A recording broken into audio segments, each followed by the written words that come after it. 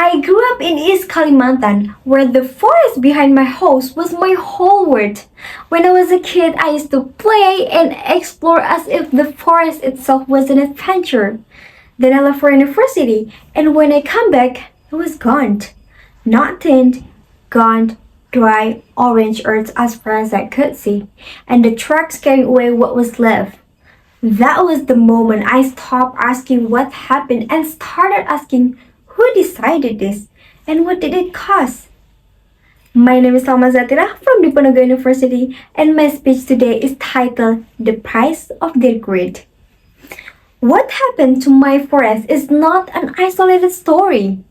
According to the World Resources Institute, the Earth lost 4.1 million hectares of tropical primary forest in 2023 alone, an area larger than the island of Java gone in a single year. Indonesia lost over 31 million hectares between 1990 and 2020.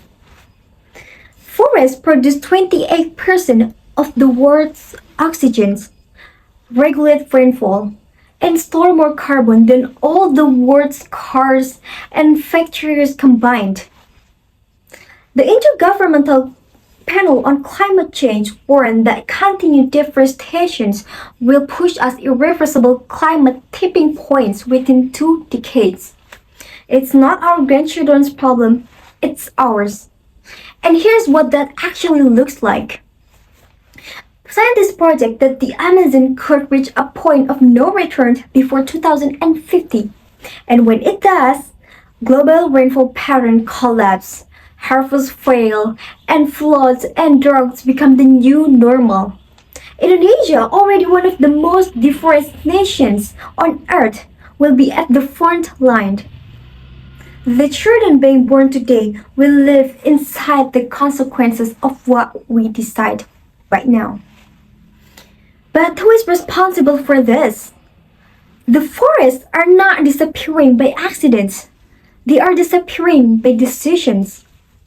A 2021 report by Global Witness found that most tropical deforestation is driven by commercial agriculture. For example, palm oil, beef, soy, and timber.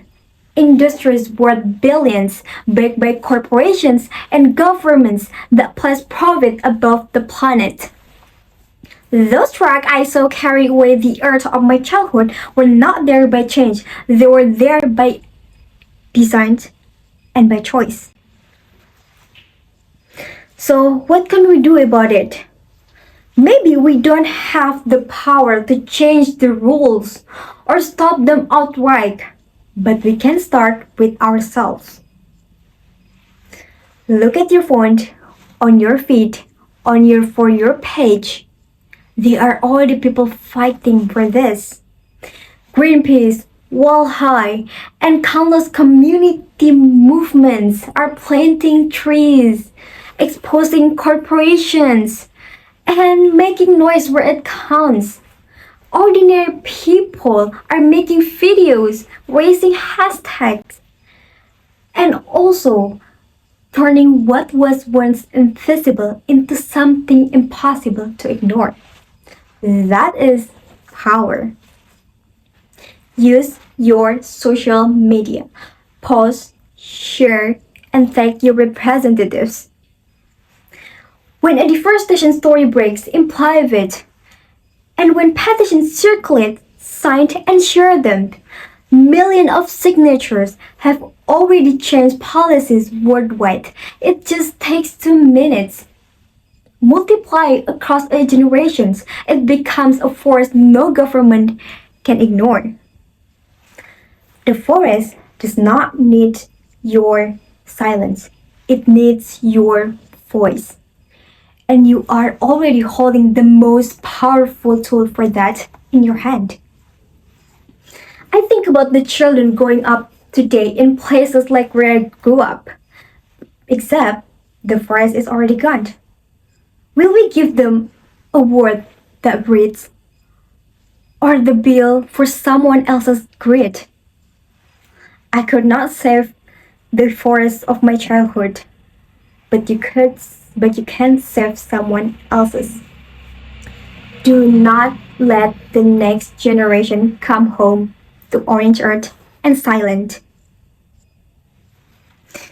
Wangari Maathai once said, in the course of his story, there comes a time when humanity is called to shift to a new level of consciousness, to reach a higher moral ground. That time is not coming. It is here. It is now. It starts with us. My name is Salma. Thank you for listening, and thank you for what you will do next.